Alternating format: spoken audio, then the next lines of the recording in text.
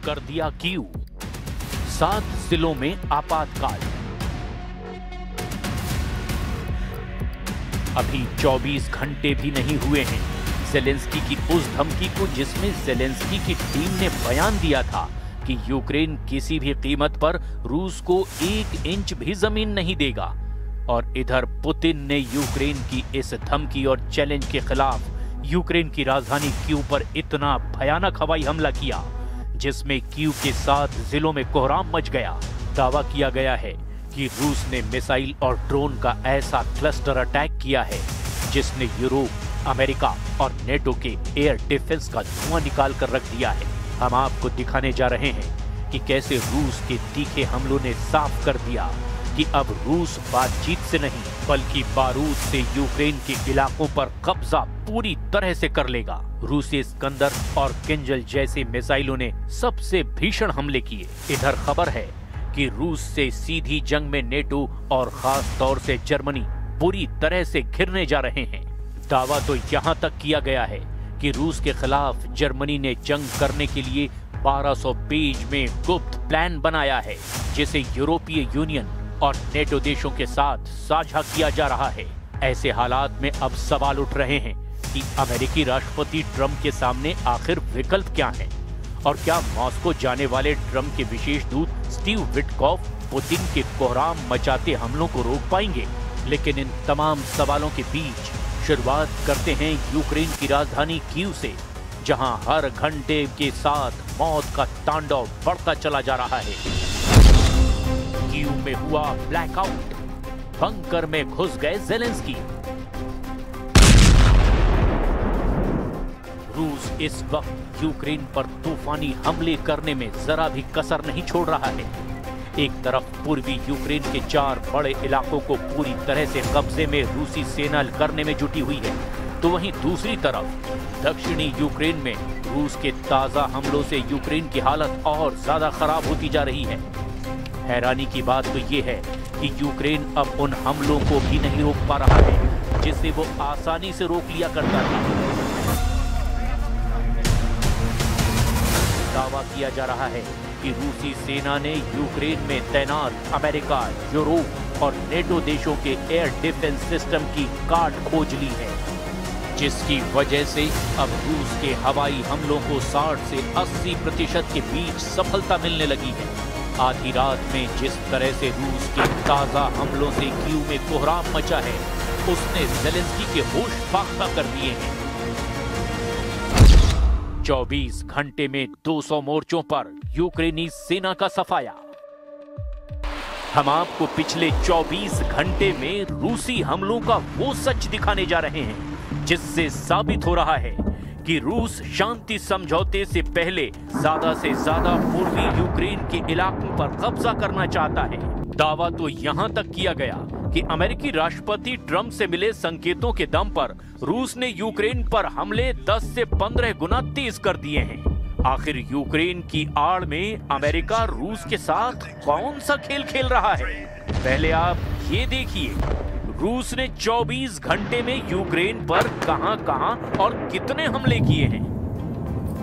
पिछले 24 घंटे में रूसी सेना ने पूर्वी यूक्रेन के कम से कम 8 बड़े इलाकों पर तूफानी हमले किए हैं। दावों के मुताबिक यूक्रेन में लड़ाई तेज होने के साथ ही एक दिन में 200 से ज्यादा झड़पें हुई हैं। यूक्रेन की सेना का कहना है कि पिछले 24 घंटों में 216 मुठभेड़ें हुई है, जो पिछले हफ्तों में सबसे भीषण जंग है। दावों के मुताबिक रूस ने 41 हवाई हमले किए, 100 से ज्यादा गाइडेड बम से हमले किए, 3100 से ज्यादा आत्मघाती ड्रोन से हमले किए। यूक्रेनी ठिकानों और कस्बों पर लगभग 3000 तोप के गोले दाग दिए गए। कई मोर्चों पर यूक्रेनी और रूसी सेना के बीच आमने सामने की जंग हो रही है, जिसमें स्लोबोजांस्की, कुपियांस्क, लाइमन, क्रामाटोल, कोस्टियांटिनिवका, पोक्रोवस्क, हुलियापोल और ओरिखीव में भी भीषण लड़ाई और बड़ी झड़पें हुई हैं। सेना ने आगे बताया कि लीमन और पोक्रोवस्क में सबसे ज्यादा खूनी हमले हुए हैं। यूक्रेनी सेना का यह दावा है कि रूस को काफी नुकसान हुआ है। पिछले 24 घंटे में अकेले पोक्रोवस्क क्षेत्र में 126 रूसी सैनिक मारे गए या फिर घायल हुए। यूक्रेन की सेना ने कहा कि सबसे भीषण लड़ाई ज़ापोरिज़िया के दक्षिण पूर्वी क्षेत्र के रणनीतिक शहर हुलियापोल में हुई है, जहां रूसी गोलाबारी और ड्रोन हमलों में वृद्धि के बीच में सेनाएं जमीन से हर मीटर के लिए संघर्ष कर रही हैं। यूक्रेनी सशस्त्र बलों के जनरल स्टाफ ने दावा किया कि उनके बलों ने पिछले दिन 1140 रूसी सैनिकों को मार डाला या फिर घायल कर दिया। यूक्रेनी सेना ने यह भी दावा किया है कि उसने पिछले 24 घंटे में एक रूसी टैंक, 3 बख्तरबंद लड़ाकू वाहन, 21 तोपखाना इकाइयां, 214 ड्रोन और 2 विमान भी नष्ट कर दिए। अगर रूसी हमलों को लेकर पिछले 60 दिनों के आंकड़ों पर नजर डालें तो 28 सितंबर 2025 से 27 नवंबर 2025 तक रूसी हमलों में बेतहाशा बढ़ोतरी देखी गई है, जिसमें रूस ने मिसाइलों और ड्रोनों का रिकॉर्ड तोड़ इस्तेमाल किया है। यूक्रेनी वायुसेना के मुताबिक रूस ने पिछले 60 दिनों में 10,000 से ज्यादा ड्रोन हमले के लिए इस्तेमाल किए हैं, जिसमें से 70% रूस के शाहिद ड्रोन का इस्तेमाल किया गया, जबकि अलग अलग तरह के 500 से ज्यादा क्रूज और बैलिस्टिक मिसाइलों से रूस ने यूक्रेन पर पिछले 60 दिनों में हमला किया है। ये आंकड़े यूक्रेन के आधिकारिक रिपोर्ट्स पर आधारित हैं। रूस का दावा है कि ये हमले यूक्रेन की सैन्य क्षमता को कमजोर करने के लिए है, लेकिन यूनाइटेड नेशन की मानवाधिकार निगरानी मिशन के मुताबिक ये नागरिकों पर अनुपातहीन प्रभाव डालते हैं और 2025 में कीव में नागरिक मौतों में 2024 की तुलना में 4 गुना बढ़ोतरी हुई है। राष्ट्रपति ज़ेलेंस्की ने इसे आतंकवादी हमले करार दिया। Значит, мы до сих пор получаем заходы о прекращении боевых действий там. Войска Украины уйдут из занимаемых ими территорий.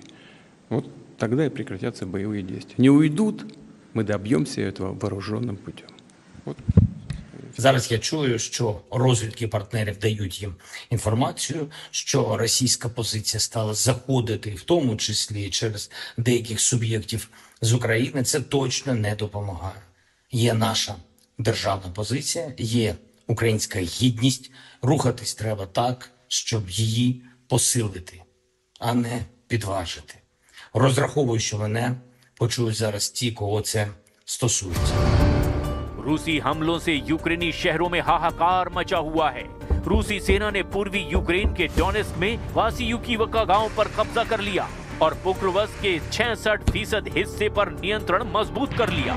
सीवर्स्क में रूसी सेना को जबरदस्त बढ़त मिली है, लेकिन यूक्रेन ने कुपियांस्क में रूस के खिलाफ जवाबी हमला किया है, जो लगभग 25 वर्ग किलोमीटर में हो रहा है। रूसी सैन्य टुकड़ियां यूक्रेन के वावचांस्क के 80% हिस्से पर कब्जा करने के करीब हैं, लेकिन यूक्रेन ने कुछ मोर्चों पर वापसी करने का भी दावा किया है। रूसी सेनाओं ने हुलियापोल के उत्तर में बढ़त हासिल की है। रूस यूक्रेन युद्ध खत्म करने के लिए अमेरिकी राष्ट्रपति डोनाल्ड ट्रंप के विवादास्पद योजना पर यूक्रेन के राष्ट्रपति ज़ेलेंस्की भड़क गए हैं। यूरोप ने भी इस प्रस्ताव पर असहमति जताई है। ऐसे में प्रस्ताव के लागू होने से पहले ही विवाद बढ़ता जा रहा है। अमेरिकी सीनेटरों ने भी इसकी कड़ी आलोचना की है। वहीं जर्मनी के फ्रेडरिक मर्ज ने तो दो टूक कह दिया है कि नेटो किसी भी कीमत पर रूस को जंग नहीं जीतने देगा। लेकिन इस बीच यूक्रेनी ड्रोन कमांडर मादियार ने दावा किया है कि पोक्रोवस्क में 27 यूक्रेनी सैनिकों के बदले 24,895 रूसी सैनिक मारे गए। पोक्रोवस्क में सिर्फ रूसी प्रचार की जीत हो रही है। वहीं यूक्रेन के राष्ट्रपति ज़ेलेंस्की ने दावा किया कि रूसी सेना ने पूर्वी यूक्रेन के साथ साथ उत्तर पूर्वी यूक्रेन पर बहुत बड़े हमले की तैयारी पूरी कर ली है। दावा किया गया कि रूस ने उत्तर पूर्वी यूक्रेन के वोचांस्क के पास सेना तैनात करना शुरू कर दिया है। ऐसा अनुमान है कि भीषण सर्दी शुरू होते ही रूस हमले शुरू कर देगा। इधर रूसी रक्षा मंत्रालय ने एक बड़ा दावा किया कि उसकी सेना ने यूक्रेन के दक्षिण पूर्वी ज़ापोरिज़िया क्षेत्र के उस पेनियांका गांव पर काबू पा लिया है। हालांकि इन दावों की स्पष्ट पुष्टि नहीं हो पाई है, लेकिन रूसी सेना का कहना है उस पेनिवका गांव पर काबू कर लिया है। हालांकि इन दावों की स्वतंत्र पुष्टि नहीं हो पाई है, लेकिन रूसी सेना का कहना है कि उन्होंने उस पेनिवका गांव में मौजूद यूक्रेनी सेना को खदेड़ दिया है। अब ऐसे हालात में देखना होगा कि रूस यूक्रेन जंग को नेटो और अमेरिका कैसे रोक पाते हैं। फिलहाल पुतिन ने तीखे हमले करके बाजी पलट दी है।